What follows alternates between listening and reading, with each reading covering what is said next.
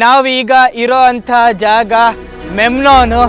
ಈ ಮೆಮ್ನಾನಲ್ಲಿ ನೀವು ನೋಡ್ತಾ ಇದ್ದೀರಲ್ಲ, ಈ ರಾಜರ ಪ್ರತಿಮೆಗಳು, ಇದು 3000 ವರ್ಷಗಳ ಹಳೆಯದ್ದು. 3000 ವರ್ಷಗಳ ಹಿಂದೆ ಆಳಿದಂಥ ರಾಜರು ಇವರು. ಒಂದೇ ಕಲ್ಲಲ್ಲಿ ಇವರಿಬ್ಬರ ಭಾವಚಿತ್ರವನ್ನ ಕೆತ್ಬಿಟ್ಟವ್ರೆ.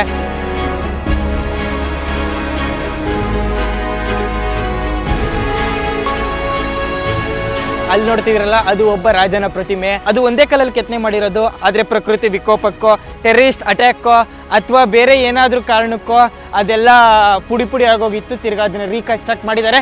ಆದರೆ ಆ ಪಕ್ಕ ಇರೋಂಥ ಕಲ್ಲು ನೋಡಿ, ಸೇಮ್ ಅವಾಗ ಹೆಂಗಿದೆಯೋ ಇವಾಗ ಹಂಗೆ ಇದೆ. ಸ್ವಲ್ಪ ಡ್ಯಾಮೇಜ್ ಆಗಿದೆ, ಬಟ್ ಒಂದೇ ಕಲ್ಲಿನ ಪ್ರತಿಮೆ ಅಂತ ನಾವಿಲ್ಲಿ ಹೇಳ್ಬೋದಾಗಿದೆ.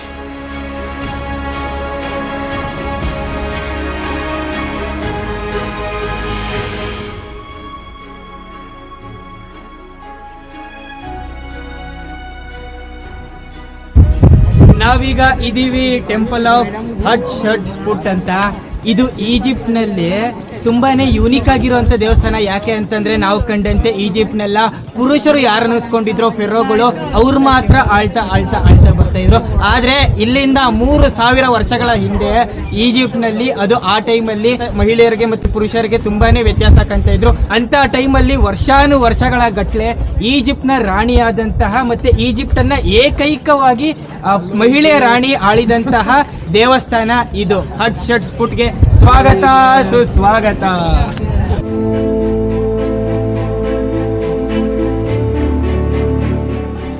ನೋಡ್ರಿ, ಸೇಮ್ ಗಂಡಸರು ತರಾನೇ ಮೀಸೆ, ಗಡ್ಡ ಮತ್ತು ಅವರ ದೇಹಚರಿ ಎಲ್ಲ ಸೇಮ್ ಗಂಡಸರು ತರನೇ ಕಾಣ್ತಾ ಇದೆ ಈ ಸ್ಟ್ಯಾಚ್ಯೂ.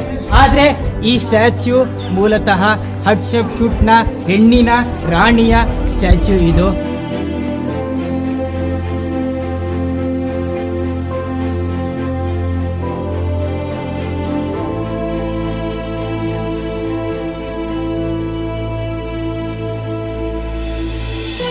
ನೋಡಿ ನೋಡಿ, ವಜ್ರ ವೈಡೂರ್ಯ ಚಿನ್ನಕ್ಕಿಂತ ಅತ್ಯಮೂಲ್ಯವಾಗಿರುವಂತಹ ಹಸ್ತಾಕ್ಷರ.